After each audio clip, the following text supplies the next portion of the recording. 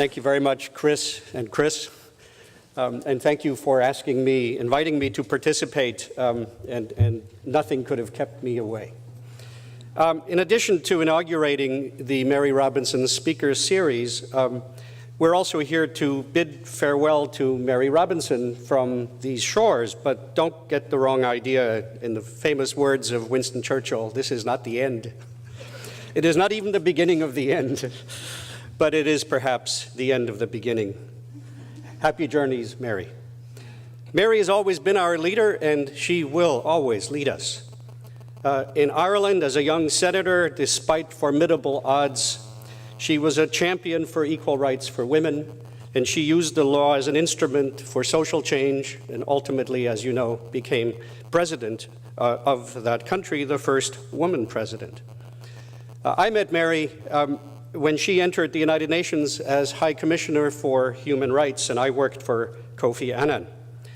She took what was a nondescript post in an office that cowered in fear of its own challenging mission and turned it into a force for global positive change.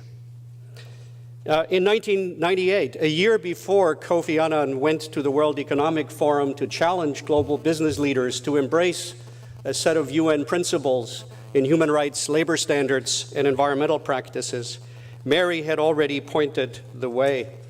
She wrote in a Financial Times article, and I quote, "50 years ago, the drafters of the Universal Declaration on Human Rights may not have foreseen the power and influence that business corporations would come to wield in our world.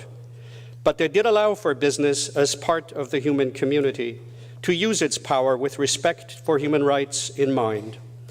In many ways, business decisions can profoundly affect the dignity and rights of individuals and communities.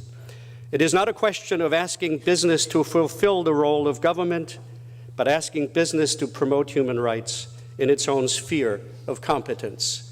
And that is the charter of the business and human rights agenda. It has been since 1998. In the years since then, Mary has continued to advance these aims in so many different ways. Through her NGO, Realizing Rights, through the important seminal work of Chris's Center, her stewardship of the Business Leaders Initiative on Human Rights, her role as a prod for change within the UN Global Compact, her contributions to my work as UN Special Representative for Business and Human Rights, and most recently, as chair of the new Institute for Human Rights and Business. Mary also adds spice to daily routine. When, as High Commissioner, she went on official visits to a difficult country, the Secretary General's office was always on pins and needles. And if we didn't get an advance copy of her speech, we knew we would have some explaining to do to the ambassador of that country the next morning.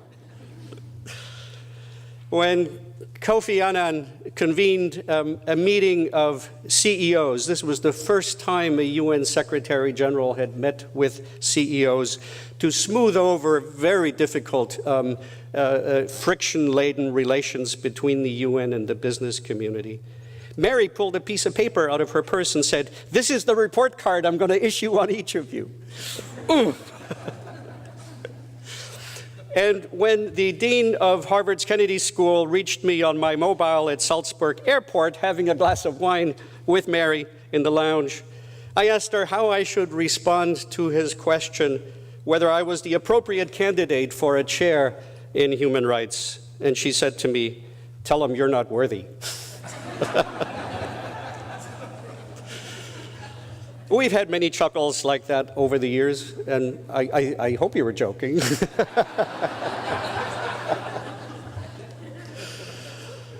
We've also done some serious work together, and with Mary, the two go hand in hand. That's why we all love working with her and bask in her friendship. So Mary, while you may be leaving for Ireland, we're not leaving you.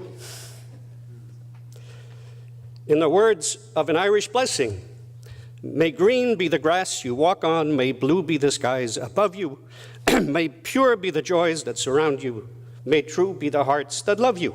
We love you.